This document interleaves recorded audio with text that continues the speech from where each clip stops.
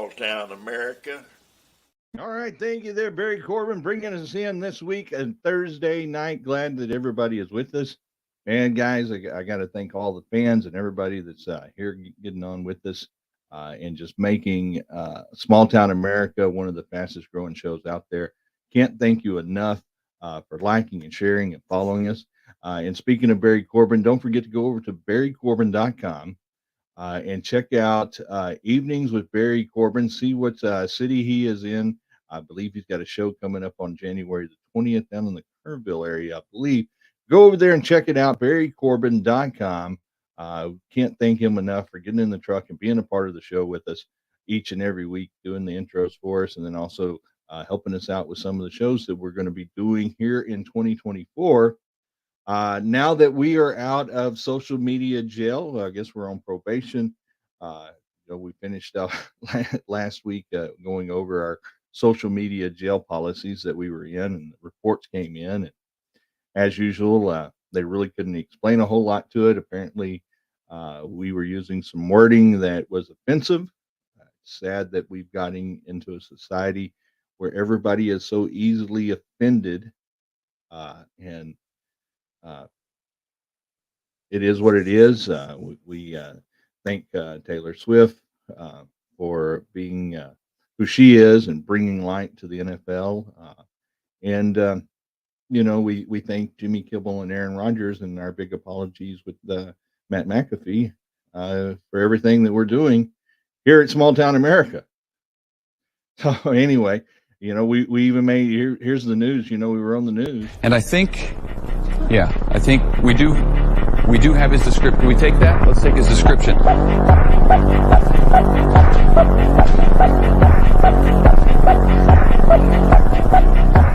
Okay.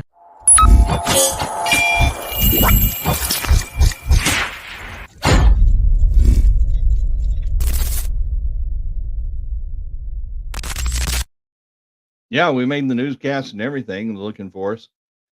It's let's just have fun with it.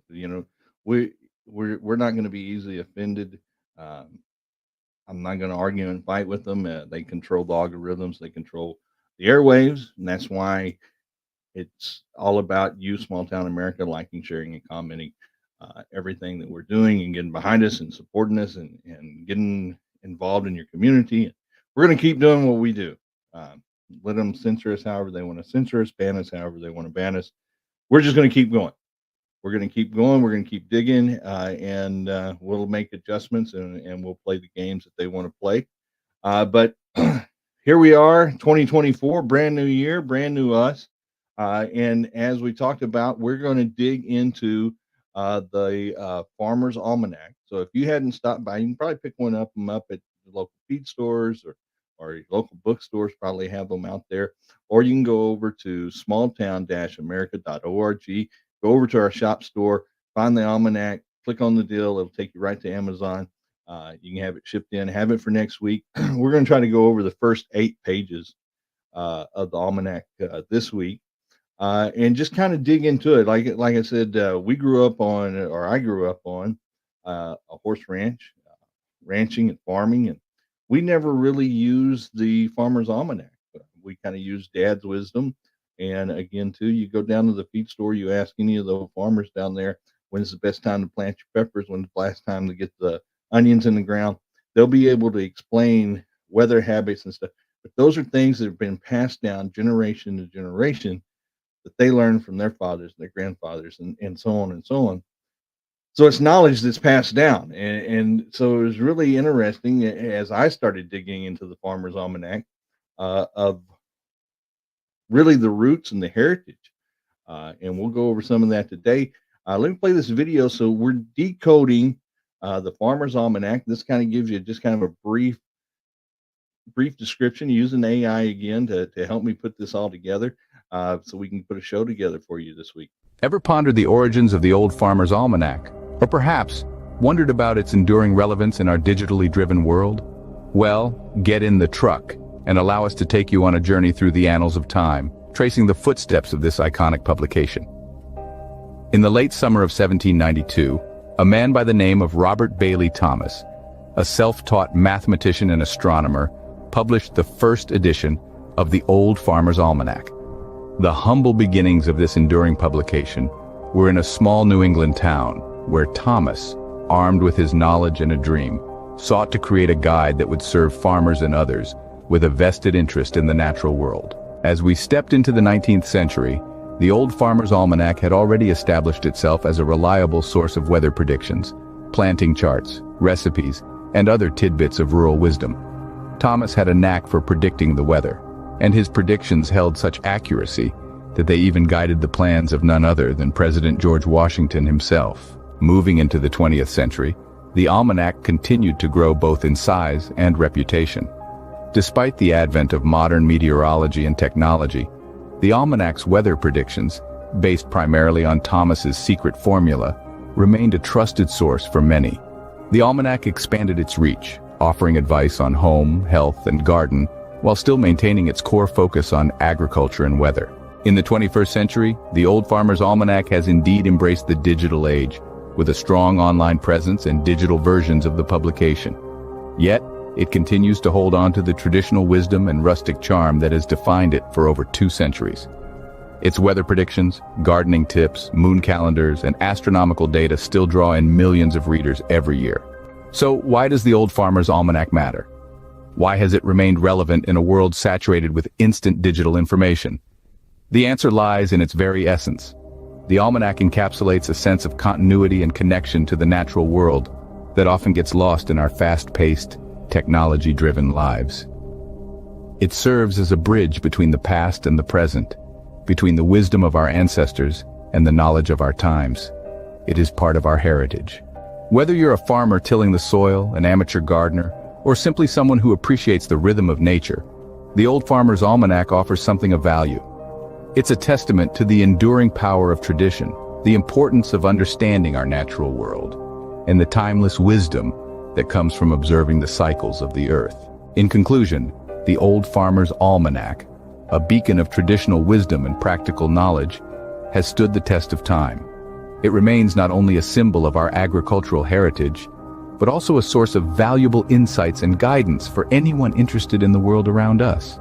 Its enduring relevance reminds us of the importance of staying connected with nature and the wisdom of generations past. It truly is a remarkable testament to the power of tradition and the enduring relevance of God's hand in our lives. Thank you for watching. Make sure to like, follow, and subscribe to Small Town America for more adventures.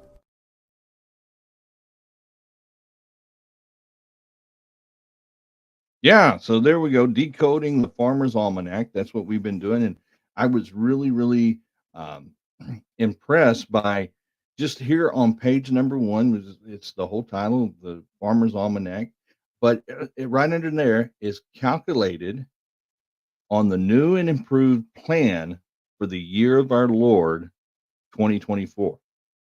Let me read that again. Calculated on the new and improved plan for our year of the Lord 2024. So right off the bat, the author, the editor of the Farmer's Almanac, we automatically acknowledge. You got to think about our forefathers, what we do in our country. Forefathers was God first, then our country. And if we have those two, then we can raise our family any way we want. And so they automatically acknowledge that right off the bat. And then we calculate for the new and improved plan. Hey, our ways are not God's ways. Here he is, another year, 2024. We had to make adjustments. What we were planning for last year, we got a whole brand new year in front of us. We're going to make those adjustments. And then, so right after that, we talk about this is a leap year. So if you didn't know, automatically you're now in a leap year. Come July 4th, we're at 248 years of our independence. This started publishing in 1732, 92. And here we are. This is actually the 200 and what is it? This was published in 1792, and this is copy. What copy is this? This is copy 232. So for 232 years, we've been using the Farmer's Almanac, and going through there, it gives you all of that right off the bat. And page number 1 explains Robert Thomas, the author. Gives you, your news, your entertainment, other materials, and all of that. We go over to pages 2 and 3, and I told you guys it's going to be quick and fast because it's table of contents. Table of contents is on 2 and 3, gives you what we're finding, what we're looking for. Then we go over here to page number 4, and I found this very interesting. The editor is actually going to be retiring. This is his last year of doing the Farmer's Almanac, so I guess they'll put something. But there's only been 13 editors.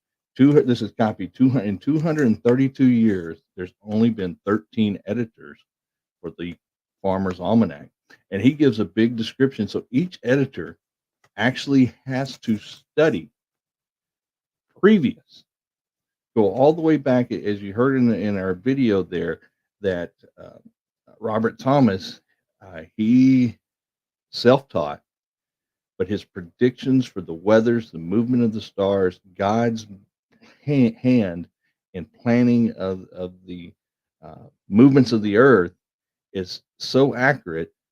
232 years, we're still using it. And to be an editor and to do the Farmer's Almanac, you have to go back and study all the previous 232 years. You have to go and learn how Robert Thomas self-taught himself and how he used the math and the calculations and stuff, so you can help predict the new and improved year, weather patterns, time to plant, what's best, and all of that. And I found that very, very interesting, just because of the fact that how many companies right now, in fact, let me pull this up here real quick over here to see if this pops up there. Our Steamboat Mickey, after 95 years, Steamboat Mickey is now public domain. This belongs to us. We can do whatever we want to with this character. Think about the turmoil that Disney's in right now as a company. If they actually went back to Walt and really studied Walt's vision, what Walt wanted for Disney, would they be in the trouble and the problems that they are right now if they would go back and learn their heritage? Think about all these big companies that started in garage, started in a basement. That's how they started, taking care of small businesses that were taking care of our customers, customer service, and no longer. We are now bagging our own groceries, pulling our own stuff, doing all of our stuff, and they're all standing there waiting for a tip and a handout, and there is no customer service. These guys, it's mandatory. Only 13 editors in 232 years, and you had to go back and study all the previous years. So then we go over to pages 5 and 6, and this is kind of cool. 5, 6, and 7. We're gonna do this 5, 6, 7, and 8 because the other one's an ad. But these give you 2024 trends, and I thought this was really interesting. Farmers need volunteers, and I really digging into this, I couldn't help but think about Paul Harvey. In fact, we'll pull it up here and I'll play it right now. Paul Harvey's speech about the farmer and how important the farmer is. And it's really, really true. In fact, let me play that. And on the 8th day, God looked down on his planned paradise and said, I need a caretaker. So God made a farmer. God said, I need somebody willing to get up before dawn, milk cows, work all day in the fields, milk cows again, eat supper, then go to town and stay past midnight at a meeting of the school board. So God made a farmer. God said, I need somebody willing to sit up all night with a newborn colt and watch it die, then dry his eyes and say, maybe next year. I need somebody who can shape an axe handle from a persimmon sprout, shoe a horse with a hunk of car tire, who can make harness out of hay, wire, feed sacks, and shoe scraps, who planting time and harvest season will finish his 40-hour week by Tuesday noon and then painin' from tractor back put in another 72 hours. So God made a farmer. God said, I need somebody strong enough to clear trees and heave bales, yet gentle enough to yean lambs and wean pigs and tend the pink-combed pullets who will stop his mower for an hour to splint the broken leg of a meadowlark. So God made a farmer. It had to be somebody who'd plow deep and straight and not cut corners. Somebody to seed, weed, feed, breed, and rake and disc and plow and plant and tie the fleece and strain the milk. Somebody who'd bale a family together with the soft, strong bonds of sharing. Who would laugh and then sigh and then reply with smiling eyes when his son says that he wants to spend his life doing what Dad does. So God made a farmer.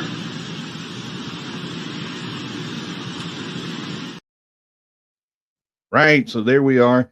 Just happened to when I was reading this of trends for 2024 in just in the Farmer's Almanac, I just can't help but think how important our farmers are. And we really do need to get back out there. They're needing workers. We need to volunteer, help out, and let's try to get the workers and get our farmers back on their feet and back doing what they need to do. One of the things they talk about here is making connections. What do we talk about here on Small Town America is about making connections, getting out and getting reconnected in your community, get reconnected in your churches, getting reconnected in the states. This is an election year. So very, very important that you get out there and find out who these candidates are. Are these guys standing behind your work? Are they standing behind what you want from them? That's very, very important. In fact, while we're talking about that, go over to smalltown-america.org, pick up your copies of Prayers for Our Nation, and take the pledge. Great deals. We all need to be praying for our nation right now. Election year is going on. Teaming up. Let's get together. Let's see those farmer markets really increase this year. If there's not one going on in your neighborhood or in your city, let's get with the farmers and let's see if we can't set some of those things up. Let's get the farmers back out there and get our farmers back. Forward thinkers is a trend that they're barking out here. How many of us have gotten so complacent with we're happy with what we have? We are we're not moving forward. We're not going anywhere. We are just happy with what we've got. We need to be moving forward. We need to be thinking about what we can do to improve. How can we get better? What can I do? Can I volunteer somewhere? Can I get a second job and help out another small business? Can I help promote a small business? Let's figure out what we can do. Free thinkers, moving ahead. And then if we move over here to page number 8 was a lot of gardening tips. And I thought that was really interesting because the backyard gardens, I notice a lot of places here now are starting to do these little above ground gardening. A lot of it is doing flowers and landscaping because probably you don't want to see your neighbor in your backyard, and so you're doing some nice landscaping around there.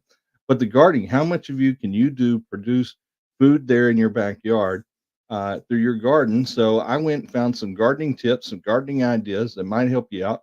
Let me play this for you and see, write these down, or you can come back and review it afterward.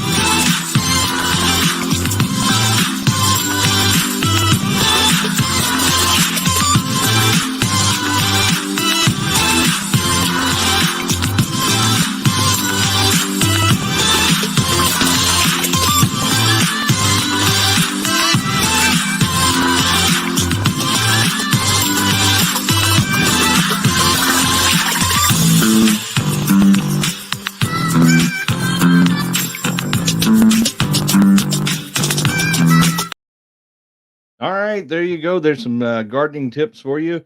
And I know that some of y'all are looking there going, Zach, I'm not going to take a toothpick and pick the strawberry seeds. I'm not going to squish raspberries. But guys, that's what the way they did it back in the day. They didn't just go down to the store and buy a whole bunch of seeds. They all started in homegrown and dug the pumpkin seeds out, dried them out, and did them there. I will tell you, I know a couple years ago there was a big market on avocados, and I had the bright idea that hey, I'm going to start my own avocado, grow my own avocados, and have a whole business. And I had 5 or 6 avocado plants going, just like they did right there, and they were looking great. Well, then I realized it takes 15 years for an avocado tree to grow. So to be the king of avocados was not going to happen. I'd have to pass that down to my kids uh, to be avocado king. So that's not going to happen. And there's just some knowledge and stuff. And that, like I said, a lot of that is just digging into the Farmer's Almanac, was just jumping back up there and remembering how important a farmer is in our lives. And really want to encourage you here in 2024 to support your local farmers, your local small businesses. Let's get those farmer markets back up.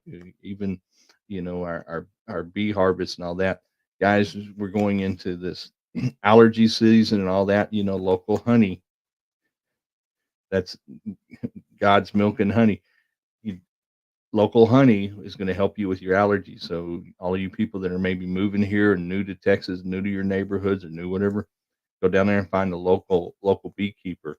Get some of the local honey. I guarantee your allergies is going to cure your allergy problem.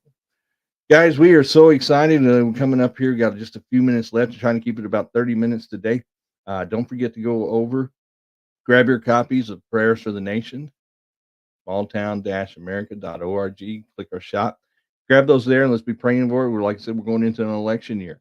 Also, guys, got some big things happening, big things that we're going to try to do here in 2024, but I need your help.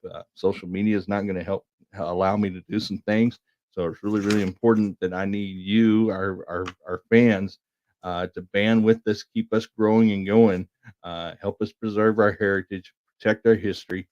So go over there to smalltown-america.org, click on that little help button, join us, and look at I've got several different ways. You want to be a sponsor here on the show? We've got some plans for that. Jump on there and do that. Again, to go over and visit with our friend Barry Corbin, barrycorbin.com. He has a night with Barry Corbin. The other thing we have coming, we're going to be hitting it real hard this weekend. Kicks off the new 2024 season of the Texas Youth Bull Riders. We did all of that stuff on the road to the championship last year and going to the World Finals with the YBR. We're going to try to do that again. We're going to try to do the road to the championship, and it kicks off this weekend. Again, too, I want to encourage you to get behind this next generation cowboys and cowgirls. Support them, follow them. They're all on social media themselves, and let's get them down the road. This is the future of our sport. And I guarantee you, when you get out there and you start to meet these kids, you're going to be blown away on just this next generation. There is hope. These kids are smart, and I am just blown away, and I enjoy going out there and doing coverage with them. Again, too, Steamboat Mickey, he now belongs to us. That's awesome and great. And here we go. We're going to try to wrap this thing up there, guys. Y'all don't forget to get out there, like us, share us, follow us, tell your friends about it, even tell your enemies. It's okay because we're already in the news. We're known as being social media delinquents. That's what we are. But until next week, get in the truck.